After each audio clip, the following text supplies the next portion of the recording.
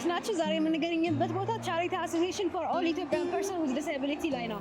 ይሄ ማህበር ለአካል ጉዳተኞች፣ ለሴቶች፣ ለህፃናት እንዲሁም ለወጣቶች እያገዘ የሚገኝ ማህበር ሲሆን አሁን እነሱን የቦርድ አባላቶችን የተወሰነ ጥያቄ ጠይቀን እንመጣለን። ሰላም ጤና ይስጥልኝ። ማን ይባላል ነው? ከላይ ደሳለኝ ይባላለሁ። አቶ ግርማ እባላለሁ። አቶ ገብረመድህን ገብረስላሴ ገብረሕይወት ይባላል። እሺ፣ ስለ ጥበት ማህበር ትንሽ የተወሰነ ያብራሩልና።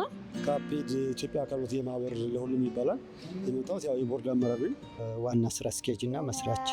የአካል ጉዳተኞች የሚያጋጥሟቸው ዋና ዋና ችግሮች ብላችሁ የምታስቡት ምን ምን ናቸው? በተለያየ ተቋማቶች ውስጥ ያው እንደ ልብ ስራ ለማግኘት ችግሮች አሉ።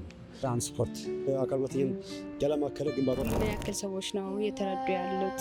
4፣ 5፣ 6፣ 7 ሰዎች ከልመና አንስተን ጧፍ እንዲሸጡ ሪሰርች ስትላቸው ራሳቸው እንዲችሉ አቅማቸው እንዲገነቡ ያደረጋቸው ሰዎች 9 ዊልቸሮች፣ 5 ክራንቾች እና 2 የአይነ ስውር ብትሮች ወይም ከዘራዎችን ድጋፍ አድርገናል። ድጋፍ እንዲደረግላቸው የምትፈልጉት ነገሮች ምን ምን ላይ ናቸው? የፋይናንስ እጥረት እና የቦታ ሁኔታዎች ቢሟሉ የተሻለ ስራ እንሰራለን ብዬ አስባለሁ።